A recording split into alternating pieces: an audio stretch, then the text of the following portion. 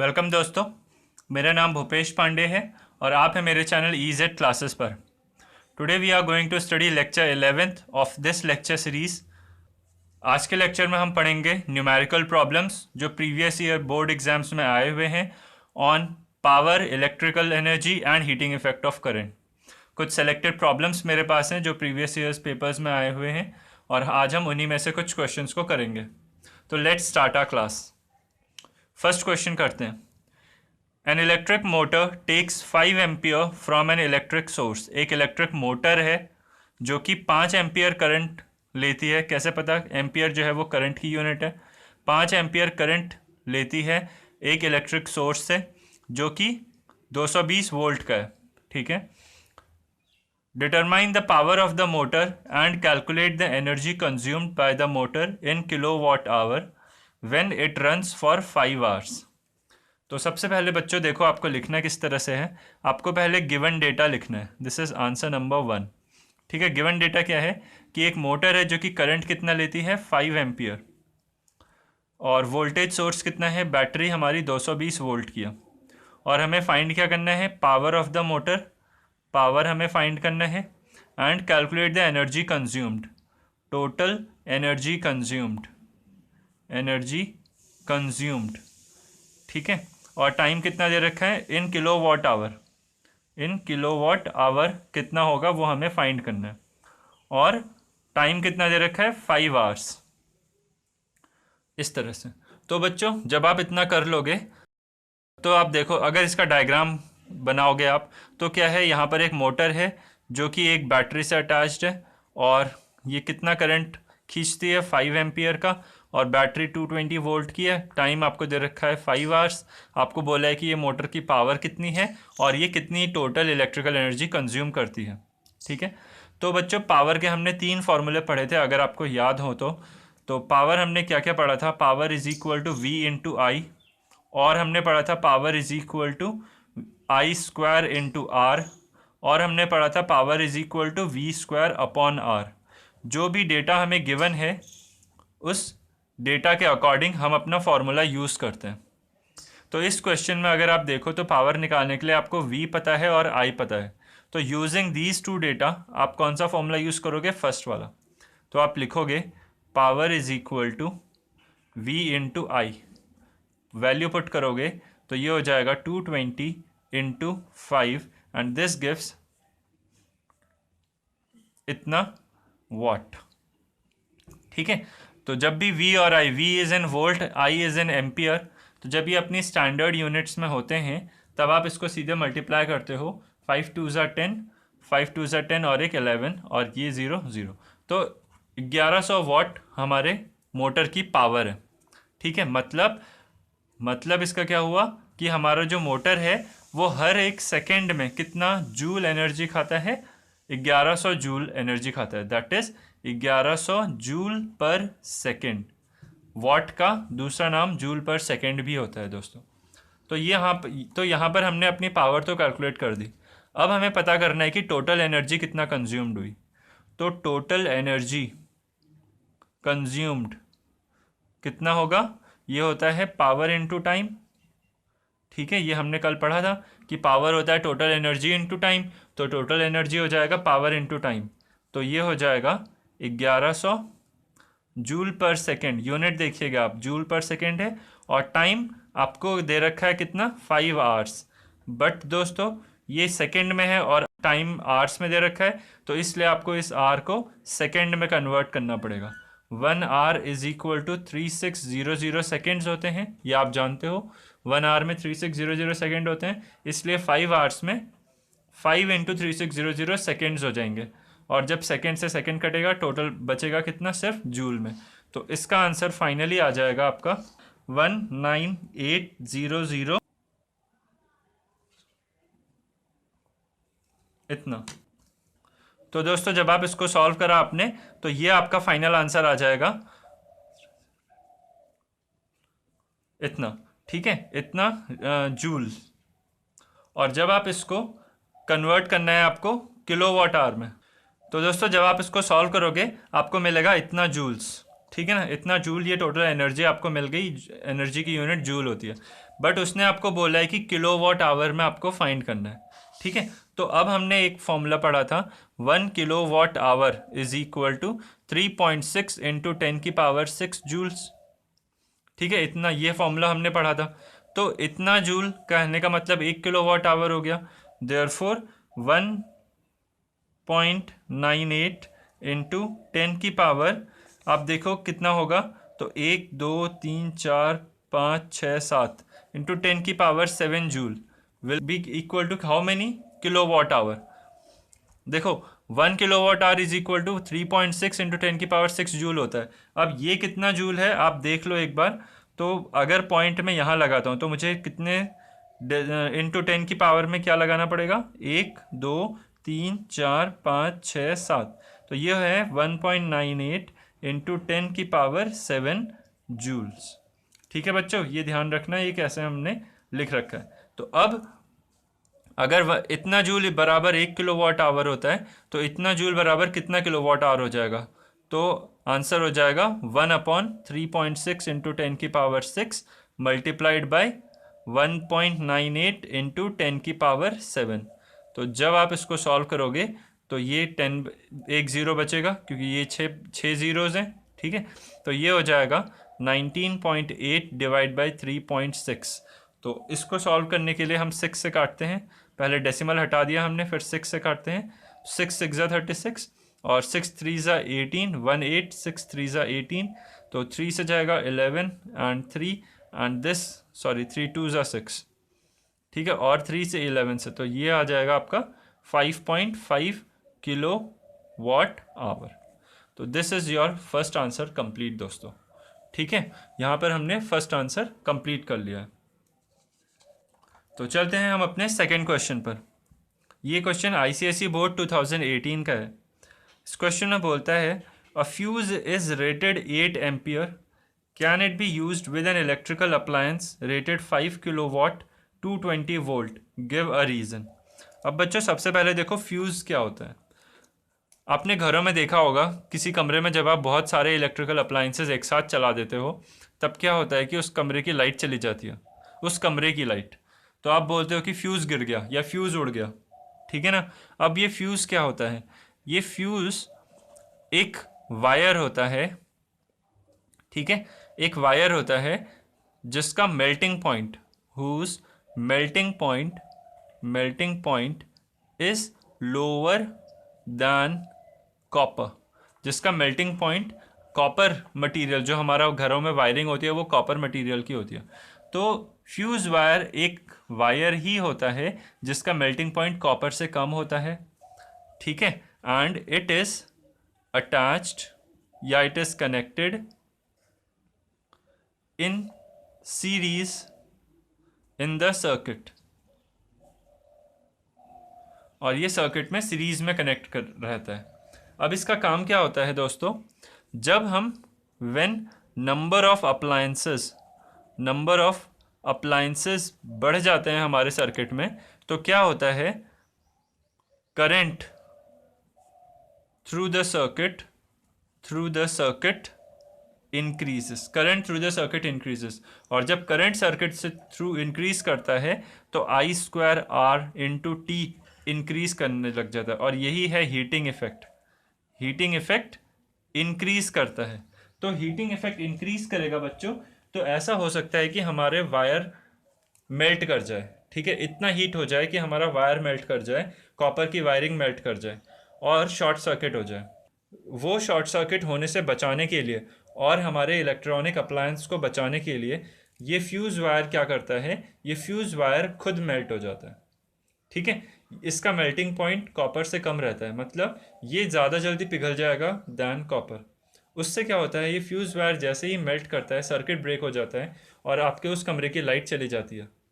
उससे क्या होगा, आपका अप्लायंस जो होगा वो बच जाएगा। तो ये काम रहता है इस फ्यूज़ वायर का, ये बहुत ही इंपॉर्टेंट कंपोनेंट है इन इलेक्ट्रिसिटी। तो यही क्वेश्चन को अब हम सॉल्व करते हैं। एक फ्यूज़ वायर है जिसकी रेटिंग है 8 एम्पियर। 8 एम्पियर रेटिंग होने का मतलब उसकी मैक्सिमम कैपेसिटी 8 एम्पियर है, मतलब वो 8 एम्पियर तक करंट को झेल सकता है। ठीक है, तो उस फ्यूज़ वायर की मैक्सिमम करंट कैपेसिटी है 8 ampere. Can be use with it can it be use with an electrical appliance rated 5 kilowatt and 200 वाट। अब एक इलेक्ट्रिकल अप्लायंस है जिसकी पावर है 5 किलोवाट और वोल्टेज है 200 वोल्ट पे उसको चलाया जा रहा है। तो आपसे पूछ रहा है कि क्या इस फ्यूज़ को इस अप्लायंस को चलाने के लिए इस्तेमाल किया जा सकता है। ठीक है दोस्तों, तो सबसे पहले हम देखते हैं पावर वोल्टेज के साथ एक करंट होता है, क्योंकि ये करंट दे रखा है तो आप करंट से ही कंपेयर करोगे इसको। ठीक है, तो देखते हैं कि अगर इतनी पावर उस इलेक्ट्रॉनिक कंपोनेंट की है और वो इतने वोल्ट पे चला रहे हैं, तो देखते हैं कि उसमें वो करंट कितना खींच रहा है। तो power is equal to V into I होता है, तो ये हो जाएगा 5 kilowatt, that is 5000 watt. ठीक है, is equal to voltage into current. अब देखिए किलो वाट को मैंने वाट में बना दिया, क्योंकि वाट जो होता है वो होता है वोल्ट इंटू एम्पियर के बराबर, वोल्ट इंटू एम्पियर के बराबर। ठीक है, तो इस वजह से इस किलो वाट को हमने वाट में कन्वर्ट कर दिया। तो अब यहाँ से इसको सॉल्व करोगे तो ये हो जाएगा, करंट आ जाएगा आपका 2.5 एम्पियर। अब देखिए बच्चों, हो क्या रहा है, जब आप उस इलेक्ट्रॉनिक अप्लायंस को जो कि इतने पावर का था इस वोल्टेज पे चलाते हो, वो इलेक्ट्रॉनिक अप्लायंस जो कि 5 किलोवाट का था और वो 200 वोल्ट पर ऑपरेट होता था, उस समय उस इलेक्ट्रॉनिक अप्लायंस से करंट कितना बह रहा है, 2.5 एम्पियर। ठीक है, अब जो हमने फ्यूज वायर यूज़ किया है उसकी मैक्सिमम कैपेसिटी कितनी है, 8 एम्पियर। ठीक है, हमने कहीं पर फ्यूज वायर लगा रखा है, मान लीजिए सीरीज में होता है ये, तो ये फ्यूज वायर है, इसके मैक्सिमम कैपेसिटी कितनी है, 8 एम्पियर, और एक्चुअल फ्लो कितना कर रहा है, 2.5 एम्पियर। ठीक है, तो ये फ्यूज वायर इस करंट को झेल लेगा कि नहीं, इजीली झेल लेगा, बिकॉज ये 8 एम्पियर तक का करंट झेल सकता है। ठीक है, तो 2.5 एम्पियर तो काफ़ी कम करंट है, इस वजह से आप लिखोगे therefore since the rating of our fuse wire is more than the actual current flowing from the circuit,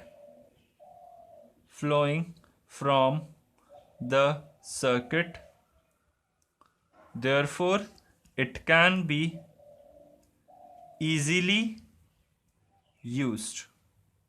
ठीक है बच्चों, तो ये रीज़न से हम अपना फ्यूज वायर आराम से अपने सर्किट में यूज़ कर सकते हैं। तो बच्चों अब थर्ड क्वेश्चन हम पढ़ते हैं। ये क्वेश्चन आईसीएसई बोर्ड 2020 में आया हुआ है इसी साल। तो देखते हैं ये क्वेश्चन में क्या बोल रहे हैं। The following diagram shows 3 resistors connected across a cell of EMF 1.8 volt and an internal resistance R।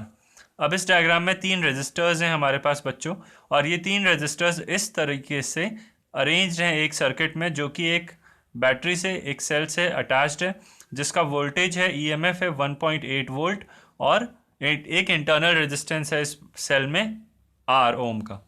ठीक है, तो मैं पहले भी आपको बता चुका हूँ कि जब बैटरी में EMF और इंटरनल रेजिस्टेंस दिया जाता है, ये एक्चुअल बैटरी होती है, मतलब हर बैटरी में कुछ न कुछ इंटरनल रेजिस्टेंस ज़रूर होता है। तो जब आप इस बैटरी को सर्किट डायग्राम में यूज़ करते हो, तब आप इसको क्या करते हो, आप इस बैटरी को एक आइडियल बैटरी में कन्वर्ट करते हो। किस तरह से, आप ये जो बैटरी दे रखी है, हम इसको इस तरह से बना सकते हैं, एक आइडियल बैटरी और एक छोटा सा इंटरनल रेजिस्टेंस। ठीक है, ये जो कॉम्बिनेशन है, इस कॉम्बिनेशन को आप ये बैटरी बोल रहे हो, 1.8 वोल्ट एंड R ओम का इंटरनल रेजिस्टेंस। आप EMF क्या होता है बच्चों, EMF एक बैटरी की टोटल एनर्जी होती है। It includes the energy used by the internal resistance. ठीक है, इंटरनल रेजिस्टेंस को ओवरकम करने के लिए भी जो एनर्जी, टोटल एनर्जी बैटरी के पास होती है, उसको EMF बोलते हैं। और एक्चुअल वोल्टेज क्या होता है, EMF को हटाने के बाद बैटरी के आउटवर्ड टर्मिनल से सर्किट में जाने तक जितनी एनर्जी बचती है, दैट इज कॉल्ड बैटरी की वोल्टेज। वो आइडियल बैटरी की वोल्टेज हम मानते हैं। ठीक है, तो अब ये एक आइडियल बैटरी है और इसके साथ एक इंटरनल रेजिस्टेंस है। आप ऐसा मानोगे कि ये battery consist of an ideal battery जिसका कोई इंटरनल रेजिस्टेंस नहीं है, सिर्फ 1.8 वोल्ट देती है और इसके साथ साथ एक सीरीज में एक इंटरनल रेजिस्टेंस आर ओम का लगा है। बस आप इतना इसको उठा के ये मान लेना बस। ठीक है, तो अब चलिए हमें पूछ क्या रहा है, current through 3 ohm resistor, 3 ohm resistor के थ्रू करंट कितना है, इंटरनल रेजिस्टेंस कितना है और power consumed by 1.5 ohm resistor कितना है। तो चलिए इसको शुरू करते हैं। तो दोस्तों सबसे पहले आपको क्या करना होगा, एक डायग्राम बनाना होगा इसी का। अब इस डायग्राम में हमने क्या करा, पहले इस बैटरी को, जो ये रियल बैटरी है, इसको एक आइडियल बैटरी में कन्वर्ट करा और एक इंटरनल रेजिस्टेंस साथ में जोड़ा और करंट शो कर रहा है 0.3 एम्पियर। रेजिस्टेंसेस का नाम दे दिया R1 3 ओम, R2 1.5 ओम और R3 4 ओम। सबसे पहले हम क्या करेंगे, हम इन रेजिस्टर्स का नेट रेजिस्टेंस निकालेंगे। बच्चों जब भी सर्किट डायग्राम को सॉल्व करना होता है, हमने पहले भी पढ़ा है कि आप नेट रेजिस्टेंस सबसे पहले निकालोगे। तो सबसे पहले हमने नेट रेजिस्टेंस निकाला, उसके बाद फिर I into R, V is equal to I into R, उससे उसको सॉल्व करेंगे तो आपको रेजिस्टेंस, वोल्टेज और करंट में रिलेशन मिलेगा और वहाँ से आप ये इंटरनल रेजिस्टेंस निकाल लोगे। ठीक है, उसके बाद आपको हर एक रेजिस्टर के लिए 2 वैल्यूज़ फिक्स पता चल जाएंगी और उनका यूज़ करके आप बाकी चीज़ें ईजिली कैलकुलेट कर लोगे। तो सबसे पहले हम इनका नेट रेजिस्टेंस निकालते हैं, इनका भी और इंक्लूडिंग ये। तो पहले इनको सॉल्व करेंगे। तो R1 और R2 का नेट रेजिस्टेंस हमने कैलकुलेट करा, RA हमने बोला और इसकी वैल्यू आ गई हमारी 1 ओम। अब ये डायग्राम इस तरह से कन्वर्ट हो गया, इन दोनों की जगह इनका एक नेट रेजिस्टेंस हमने 1 ओम जोड़ दिया। अब ये 1 ओम 4 ओम के साथ और R ओम के साथ, ये R कौन सा है, इंटरनल रेजिस्टर।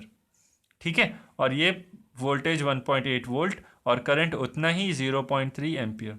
अब ये तीनों रेजिस्टर सीरीज में आ गए, तो R नेट ऑफ सर्किट कितना बन गया बच्चों, RA plus R3 plus RA क्या है, इन दोनों रेजिस्टर्स का नेट रेजिस्टेंस R3 और R, ये तीनों सीरीज में आ गए अब। ठीक है, इस तरीके से ये है आपका RA और ये है R3। ठीक है, तो net resistance of the circuit कितना हो गया, 1 + 4 + R, that is 5 + R ohm. अब आप जानते हो, we know V is equal to I into R, तो V है आपका 1.8 volt is equal to I है 0.3 और R है आपका 5 + R। जब आप इसको सॉल्व करोगे बच्चों, तो यहाँ से आएगा इंटरनल रेजिस्टेंस आपका 1 ओम।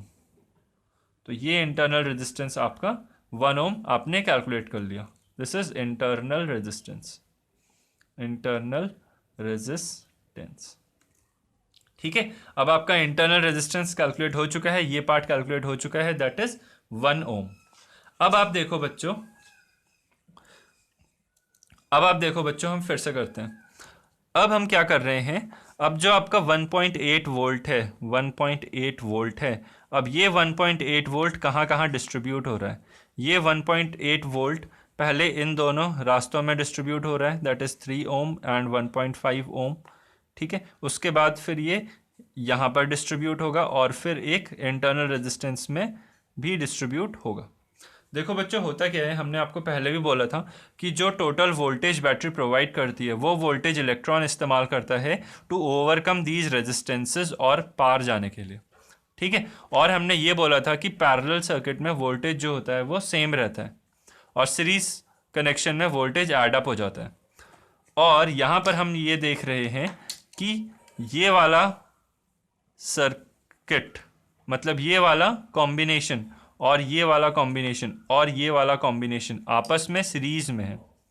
तो जो 1.8 वोल्ट है वो यहाँ आएगा, यहाँ जाएगा और यहाँ जाएगा, इन तीनों का सम मिला के 1.8 वोल्ट होगा। मतलब यहाँ पे जितना वोल्टेज खर्च होगा, यहाँ जितना वोल्टेज खर्च होगा और यहाँ जितना वोल्टेज खर्च होगा, वो मिला के 1.8 वोल्ट होगा। ठीक है, हमारा सर्किट करंट है 0.3 एम्पियर, इंटरनल रेजिस्टेंस है हमारा 1 ओम।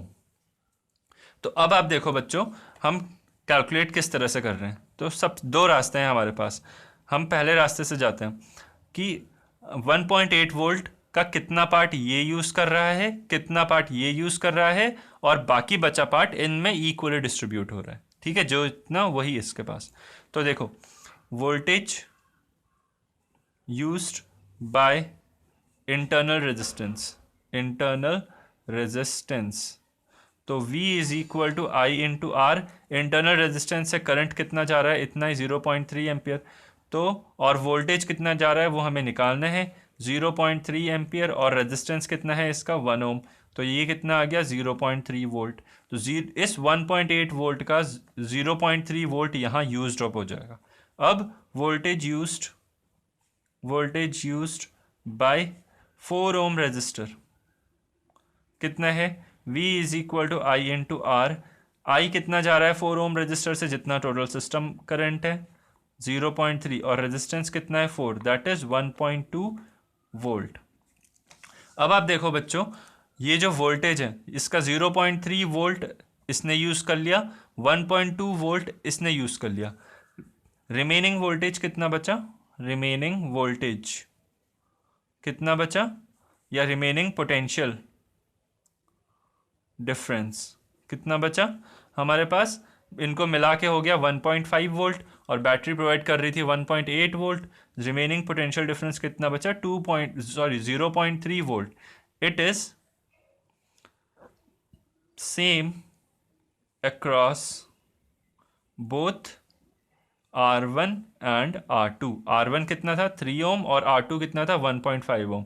इन दोनों R1 R2 के अक्रॉस कितना वोल्टेज जाएगा, कितना वोल्टेज जाएगा 0.3 वोल्ट। ठीक है, बोथ R1 एंड R2 के अक्रॉस। अब आप देखो इसके अक्रॉस जा रहा है 0.3 वोल्ट, इसके अक्रॉस भी 0.3 वोल्ट। अब आपको फाइंड क्या करना है, current across 3 ohm, current across 3 ohm resistor. अब तो बहुत सिंपल हो गया, V is equal to I into R. V है आपका 0.3, करंट आपको फाइंड करना है, रेजिस्टेंस है आपका 3, तो यहां से आपका करंट आ गया बच्चों 0.1 एम्पियर। कितना इजी था।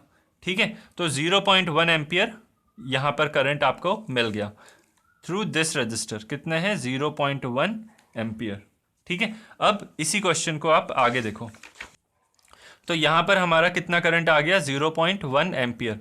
अब हमें फाइंड क्या करना है, अब हमें थर्ड चीज़ क्या फाइंड करनी है, find the power consumed by 1.5 ohm resistor. ये जो 1.5 ओम का रजिस्टर है ये कितनी पावर कंज्यूम कर रहा है। दोस्तों आपके पास दो रास्ते हैं, फिर से या तो आप क्या करो कि इस रजिस्टर के थ्रू करंट निकाल लो और VI निकाल लो, वरना ये रजिस्टर का रेजिस्टेंस आपको पता है, वोल्टेज आपको पता है, आप पावर का वो फॉर्मूला यूज़ कर लो जो डायरेक्टली V और R को रिलेट करता है।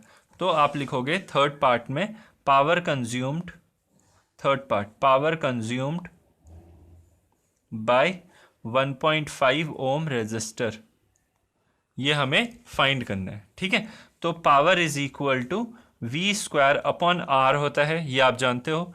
तो ये हो जाएगा, इस रेजिस्टर के अक्रॉस वोल्टेज कितना है 0.3 वोल्ट, तो 0.3 का स्क्वायर अपॉन 1.5, तो ये हो जाएगा 0.3 इंटू 0.3 अपॉन 1.5।